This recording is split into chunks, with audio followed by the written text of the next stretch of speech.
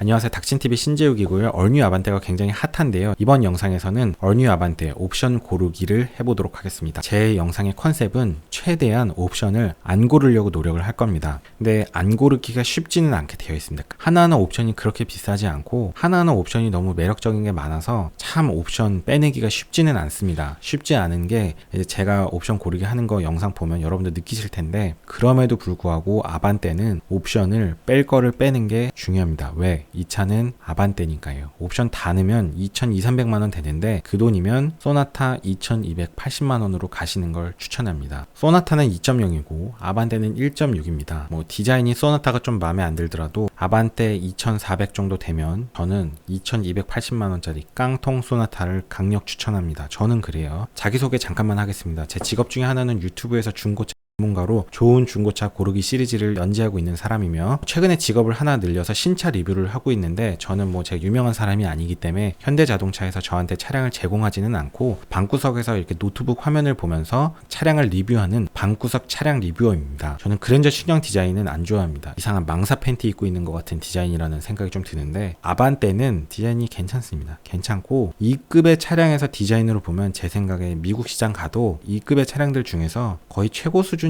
생각합니다. 저는 이 정도면 먹힐 것 같아요, 미국에서도. 자, 그 다음에 아반떼가 매력적인 게 뭐냐 하면 실내가 상품성이 좋아졌습니다. 계기판이 이쪽 계기판이랑 이쪽 내비게이션이랑 하나로 연결되어 있는 형태로 되어 있어서 이거 어디서 많이 보던 건가요? 요즘 나오는 신형 벤츠에서 위급 라인에서 보통 이런 식으로 이제 디자인이 나오는데 그거랑 비슷하게 나옵니다. 자, 그 다음에 이런 기어 너브 보면 폭스바겐, 아우디, 포르쉐 계열에서 쓰는 모양의 최신 트렌드를 좀 따라갔고요. 이 공조기 라인도 이렇게 쭉 연결되어 있는 게 폭스바겐, 아우디 그룹에서 보이는 요즘의 트렌드입니다. 자, 이런 거 보면 어떤 생각이 드시나요? 좀 따라 만든 것 같다는 생각이 들 수도 있지만 저는 좀 얄밉다는 표현을 쓰고 싶습니다. 얄밉다는 표현은 그만큼 잘한다는 얘기입니다. 싫지만 잘한다. 왜냐하면 따라하지도 못하는 제조회사들 정말 많거든요. 사실 이런 디자인적인 요소는 자동차 제조회사들이 트렌드를 만들면서 다 비슷비슷하게 가는데, 현대자동차는 다른 상급 프리미엄 브랜드의 약간 시그니처스러운 그런 디테일들을 다 이렇게 가져왔어요. 그래서 정말 사고 싶게 만들어놨습니다. 근데 마음에 들지 않는 게 딱 두 가지가 있는데, 이거는 도대체 왜 있는 건지 모르겠습니다. 그러니까 너무 따라하다가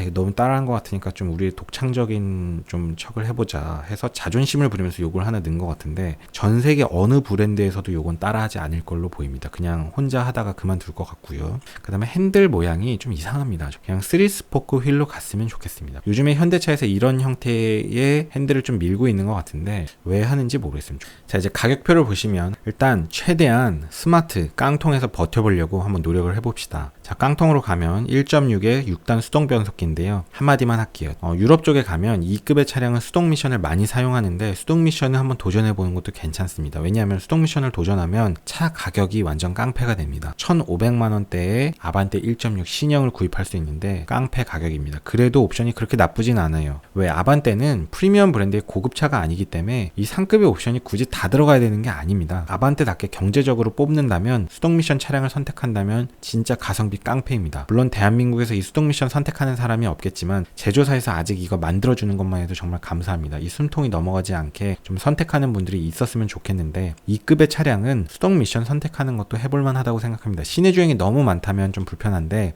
외곽 주행이 조금 있다면 뭐 변속 그렇게 많이 할 일도 없으니까 수동 변속기로 하시는 것도 개인적으로 추천해봅니다. 근데 실제로 선택하시는 분은 없겠죠. 그러니까 실제 구매자들은 대부분 오토 미션이 이제 150만원인데 무단 변속기 CVT가 들어가고요. 1,530만원에서 150 추가되면 1,680만원부터 시작합니다. 그래도 1,680만원이면 괜찮고요. 거기다가 인조 가죽 시트가 25만원인데 요거까지는 넣는 걸 추천합니다. 기본 이제 깡통은 직물 시트인데, 사실 이제 가죽 시트가 여름에 뜨겁고 겨울에 차고 이러니까 직물 시트도 나쁘진 않고, 2급의 차량에서는 저는 직물 시트도 나쁘지 않다고 생각하는데, 인조 가죽 시트가 25만원이면 뭐 굳이 안 할 이유는 없어 보입니다. 그래도 훨씬 실내가 좀 고급스러워 보이고 인조라는 점은 나쁘게 보진 않습니다. 제가 추천하는 완전 깡통 라인은 이 스마트에다가 인조 가죽 시트 요거까지만 딱 추가하고 다른 거 추가하지 말기. 현실적으로는 무단 변속기 추가, 거기까지입니다. 나머지는 저는 추가 안 할 것 같아요. 자, 기본에 들어있는 게 어떤 건지 봅시다. 전방 충돌 방지 보조. 전방에 충돌을 할 것 같으면 경고를 주고 실제로 강제 제동을 시키는 기능인데 이거는 굉장히 좋게 봅니다. 이제 기본급에서 들어가기 때문에 뭐 옵션을 해서 선택할 일은 아니고요. 차량 유지 보조. 실제로 자동차의 안전에서 중요한 건 에어백이나 차량을 단단하게 만드는 것도 중요하지만 충돌 자체를 피하게 하거나 최대한 충돌 직전에 속도를 조금이라도 줄이는 게 가장 중요하기 때문에 이런 지능형 안전 기술은 저는 좋게 봅니다. 근데 차로 방지 이탈 보조, 차로 이탈 경보, 운전자 주의 경보 이건 뭐냐면 차선 중간으로 가게 하는 거, 차선 나가려고 하면 어시스트 해주는 거, 그 다음에 운전자 주의 경보는 차선 똑바로 못 가고 왔다 갔다 하고 이게 주의력 떨어지면 경고해 주는 거 이런 건데 저는 사실 이런 거는 굳이 있을 필요는 없다고 생각합니다. 근데 뭐 넣어줬으니까 그냥 그러려니 하고요. 하이빔 보조는 하이빔 올렸다 내렸다 올렸다 내렸다 해주는 건데 실제로 이거 국도에서 써보면 대부분의 경우 하이빔 맞습니다. 상대차한테. 왜냐하면 상대차가 들어오면 그걸 인식하고 하이빔을 내리니까 상대차가 좀 눈이 부시단 말이에요. 그러니까 이게 그렇게 반응이 빠를 수가 없습니다. 구조적으로 반응이 그렇게 빠를 수가 없기 때문에 뭐 실제로는 그렇게 쓰임새가 전 좋다고 생각하진 않고요. 전방 차량 출발 알림. 저는 이런 거는 그냥 대놓고 그냥 핸드폰 보는 걸 너무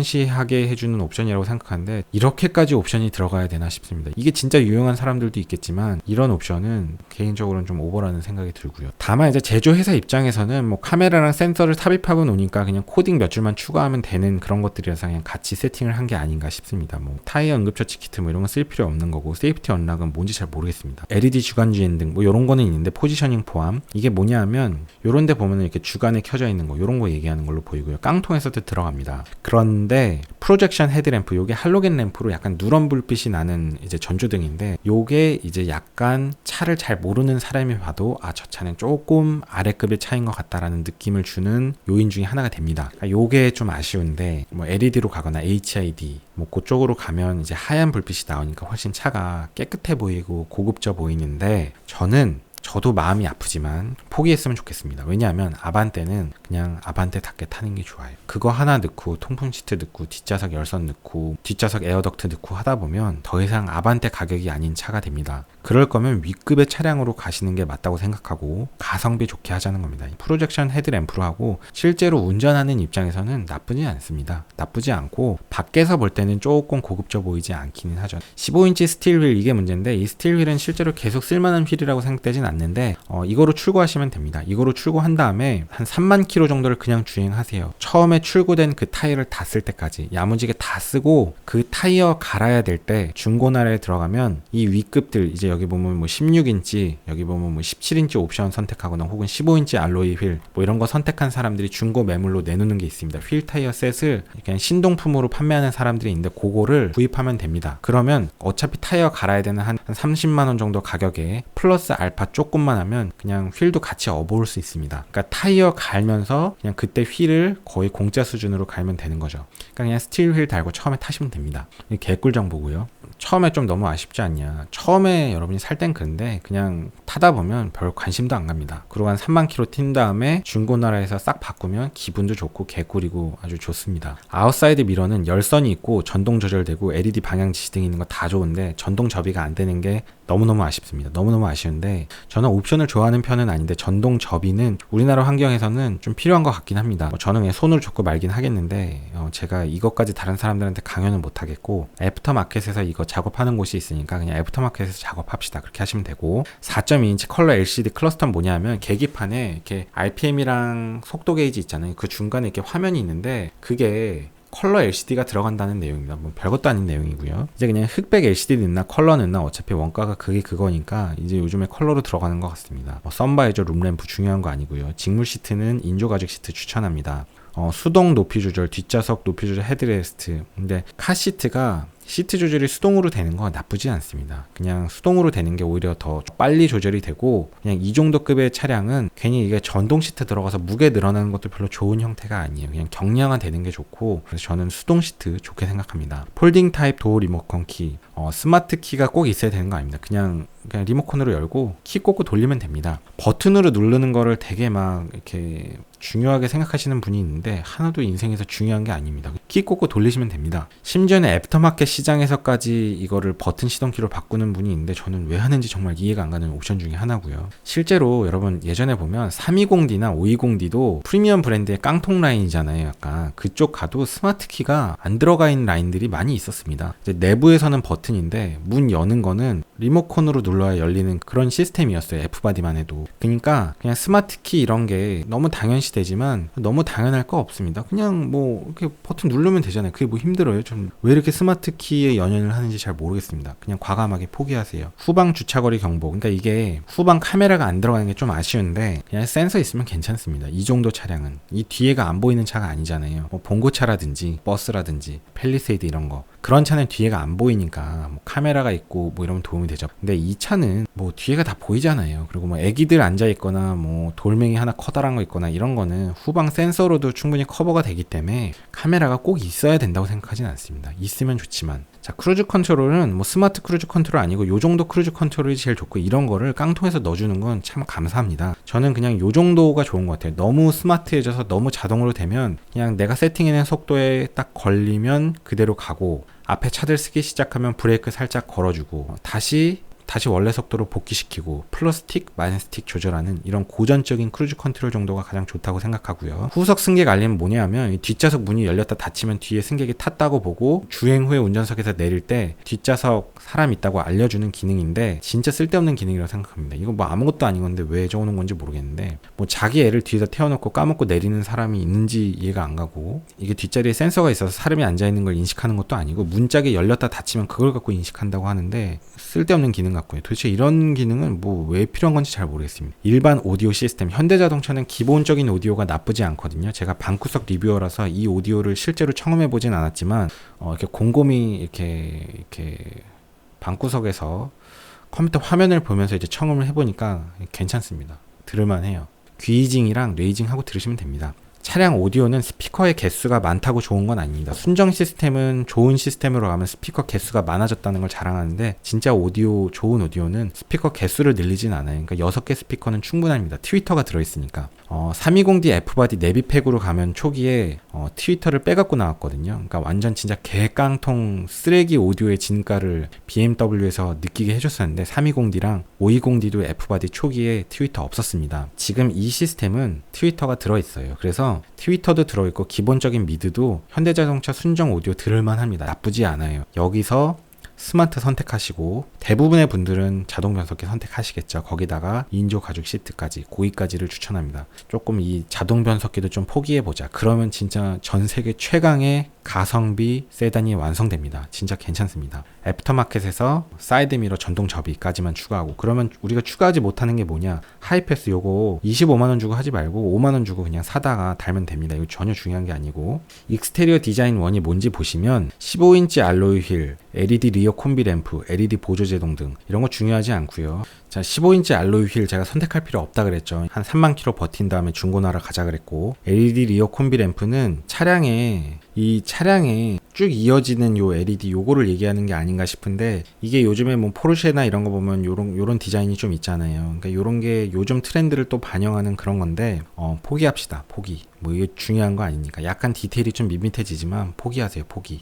요런 것도 이제 LED 등이 아니고 이제 전구가 들어가니까 좀 밋밋해지는데 아반떼는 아반떼답게 타는 게 낫다고 생각하고요. 그래서 익스테리어 디자인 1은 하실 필요 없습니다. 그 다음에 인포테인먼트 라이트 이게 뭔지 보시면 8인치 디스플레이 오디오 후방 모니터인데요. 8인치 디스플레이 오디오가 뭐냐면 요건데요. 이제 기본 오디오는 요거예요. 조금 밋밋하죠. 없어 보이지만 이게 8인치로 커진다는 겁니다. 그러니까 여기가 이제 액정 화면이 들어가면서 보시면 이제 후방 모니터 조향 연동까지 들어가죠. 그러니까 여기에 이제 후방 모니터 기능을 하고 그게 이제 조향 연동이 된다는 건데 조향 연동 기능을 의지하는 거는 진짜 왕초보 패키지입니다. 이런 준준형 세단 후방 주차를 그걸 보고 해야 된다는 거는 이해가 안 갑니다. 저는 참고로 제 트레일러 면허가 있는 사람인데 트레일러 같은 건 후진 주차가 어렵습니다. 어려운데 이런 차 후진 주차를 이런 시스템에 의지해야 된다는 거는 저는 이해가 가지 않습니다. 운전을 처음에 그렇게 배우시면 안 돼요. 사이드 미러 보고 룸미러 보고 천천히 후진 주차하시면 됩니다. 게다가 센서까지 달려 있으니까 뭐 큰 사고 날 일도 없고, 주차할 때 뒤에 안 보이면 파킹에다 놓고 내려서 직접 눈으로 보고, 그런 식으로 하는 게 정석입니다. 카메라 핸들 연동되는 거, 그런 거 좋아하시면 안 됩니다. 인포테인먼트 내비원 10.25인치 내비게이션이 들어가고요. 여기에 현대 카페인데 이런 게 실제로 쓰게 될진 모르겠습니다. 블루링크 저는 이런 거 별로 쓰지도 않고 귀찮아서. 10.25인치 내비게이션이 뭐냐 하면, 이쪽에서 보면 이게 이제 10.25인치 내비게이션입니다. 이쪽까지 이렇게 하나로 연결되진 않고, 이 계기판은 이제 아날로그고 여기만 이제 10.25인치, 이거 10.25인치, 이것도 10.25인치, 그 다음에 하나의 통합 유리로 가는 건 이제 최고 옵션 쪽에서 들어가고, 지금 이제 여기서 내비1은 10.25인치 내비게이션만 얘기하는 거예요. 그러니까 요쪽 부분만 있다는 건데, 무선 업데이트 된다고 하는데 저는 사실 내비게이션 순정 내비 안 쓰고 폰 내비 씁니다. 근데 폰 내비 쓰시면 폰 내비가 더 좋아요. 폰 내비는 업데이트라는 개념 자체도 없으니까 이런 거 신경 쓸 것도 없습니다. 굳이 이것 때문에 250만원 넣는 게 이해가 안 가고, 풀 오토 에어컨 너무 연연하실 필요 없습니다. 사실 저는 돈을 더 내더라도 수동 에어컨 하려면 저 수동 에어컨 하겠어요. 수동 에어컨이 더 좋습니다. 시계도 비싼 시계는 아날로그 시계잖아요. 사실 이 아날로그가 더 좋습니다. 공조기는. 자, 이제 보시면 문제는 뭐냐 하면, 자, 이게 이제 수동 에어컨이 되고요. 이게 풀 오토 에어컨인데 디자인은 조금 너무 밋밋하게 만들어 놨어요. 근데 사실 디자인을 조금만 더 예쁘게 만들었으면 좋았는데, 이 수동 에어컨이 조작 편의성이 너무 좋습니다. 온도 이렇게 딱 조절되죠. 풍량 바로 조절되죠. 굉장히 직감적입니다. 에어컨 버튼 누르고 실내 내환기, 외환기 바로 처리하고, 이게 운전하면서 조작할 수 있는 조작감은 최고입니다. 최고고, 이거는 이제 온도 조절 세팅 해놓는다는 건데, 이게 오토라는 게 대단한 게 아니에요. 이 온도 조절하고 싶으면 수동 에어컨에서도 여기서 온도 조절하면 되는 거잖아요. 그쵸? 뭐가 다른 건지 모르겠습니다. 이게 온도가 표시되는 게 대단한 거예요? 양쪽으로 다른 온도 나오는 게 그렇게 필요한가요? 다만 아쉬운 거는 조금 좀 디테일을 조금 더 예쁘게 만들어줬으면. 그러니까 저는 제조회사가 너무 오토 에어컨 위주로 가지 않았으면 좋겠고, 순정 위주로 갔으면 좋겠는데, 수동 에어컨을 조금 더 고급스럽게 만들어줬으면 좋겠다. 아날로그 시계 고급스러운 게 더 고급스럽잖아요. 그런 것처럼 좀 개인적인 생각입니다. 제 얘기는 너무 오토 에어컨에 연연할 필요가 없다. 다만 이제 문제가 뭐냐면, 이게 수동 에어컨으로 가면 대시보드에 이쪽 라인이 없어지는 것 같습니다. 그래서 조금 차량이 밋밋해진다는 단점은 있어요. 어쩔 수 없죠. 자, 그래서 제가 추천하는 모델은 스마트에서 무단 변속기 듣고 인조가득 시트 뽑으면 150에 25, 175만원에 175를 더하면 개소세 1.5 적용하면 1530에 175, 1600, 1706만원이 됩니다. 자동 변속기 넣었을 때 1706만원에 이 정도 옵션이면 괜찮습니다. 처음에 조금 아쉽겠지만 리어 LED 램프 좀 안 들어간 거 아쉽고, 오토 에어컨 안 들어간 거 아쉽고 그럴 수 있지만, 접이식은 애프터마켓에서 하면 되고, 그 다음에 오디오 시스템이 조금 없어 보이니까 조금 아쉽지만, 너무 윗급으로 올라가면 아반떼가 아니에요. 더 이상. 그럴 거면 아예 윗급의 차량으로 올라가시는 걸 추천하고요. 자, 그 다음에 하나 더 할 얘기가 있었는데, 지금 제가 이제 방구석 리뷰어라서 이런 버튼을 직접 눌러보지 못하고 이런 거 이제 돌려보지 못하고 조작을 못 해보는데, 방구석 리뷰어니까 제가 이제 화면을 보면서 이렇게 잘 보면은 느끼는데, 조작감이 세계 최고 수준입니다. 현대자동차는 이런 공조기 시스템, 이런 내장, 마감 품질이 가성비가 세계 최고입니다. 비싼 거를 쓰지 않으면서도 싼 티가 나지 않고, 버튼 눌렀을 때의 조작감은 독일 3사 프리미엄 브랜드로 가도 현대자동차만한 품질이 나오지 않습니다. 제가 볼 때는 정말 괜찮습니다. 괜찮고, 대신에 가성비 컨셉을 확실하게 가자. 자, 제가 이번에 스마트에서 영상을 끝내는데, 다음 영상은 모던에 올라가서 그래도 좀 돈을 쓰자 하시는 분들을 위한 영상을 만들어 보겠습니다. 조금 여유가 있는데 난 그래도 아반떼를 탈 건데 옵션을 좀 넣고 싶은 분들, 옵션 선택은 다음 영상에서 제가 해보도록 하겠습니다. 그런 분들한테는 좀 미리 언지를 주자면, 인포테인먼트 내비2 요거의 통합 디스플레이를 추가를 추천합니다. 왜냐하면 이 신형 아반떼의 시그니처는 뭐니 해도 이 통합 디스플레이예요. 저는 이런 걸 중요하게 생각하진 않지만, 이게 들어가면 실내 디자인의 완성이 됩니다. 차가 달라 보이는 거죠. 와, 이거 벤츠에서 보던 건데 요즘 차 같네, 이런 느낌이 확 들 거고, 거기다가 이제 이 LED까지 딱 들어가니까 밤에 보면 차가 정말 되게 예쁠 것 같아요. 그러니까 제가 좀 전에 추천했던 거는 이제 그런 거를 싹 포기하는 패키지고, 다음에는 조금 이제 돈을 쓰고자 하는 분들, 인포테인먼트 내비2에 통합 디스플레이 추가해서 다른 거는 어떻게 할 건지, 그 영상은 다음 영상에서 만들어 다음 영상에서 만들어 보도록 하겠습니다. 다만 저는 통합 디스플레이 너무 연연은 안 했으면 좋겠습니다. 좀 아쉽지만, 왜냐하면 이런 통합 디스플레이 이런 거는 달려 나오는 브랜드가 지금 없고, 양산차 중에서도 프리미엄 브랜드 벤츠에서도 위급에 나오는 아주 최신형에만 있는 거기 때문에 이거를 너무 연연할 필요는 없습니다. 왜냐하면 우리는 아반떼를 사는 거잖아요. 아반떼답게 타야지. 여기다 다 넣고선 2,200~300만 원 되면 더 이상 아반떼 가격이 아니거든요. 이것만 보면 그렇게 되는데, 냉정하게 생각해보면 그건 아반떼 가격이 아닙니다. 더 이상 가성비가 아니에요. 그쯤 되면. 자, 그래서 이번 영상은 여기까지 하겠습니다. 이번 영상이 도움이 되셨으면 좋아요를 꼭 눌러주시고, 진짜 이딴 영상 만들지 말고 방송 그만뒀으면 좋겠다 싶으면 싫어요를 꼭 눌러주세요. 그러면 제가 자극이 돼서 방송을 그만두지 않고 오기가 생겨서 더 열심히 방송을 하도록 하겠습니다. 긴 영상 봐주셔서 감사합니다. 수고하셨습니다.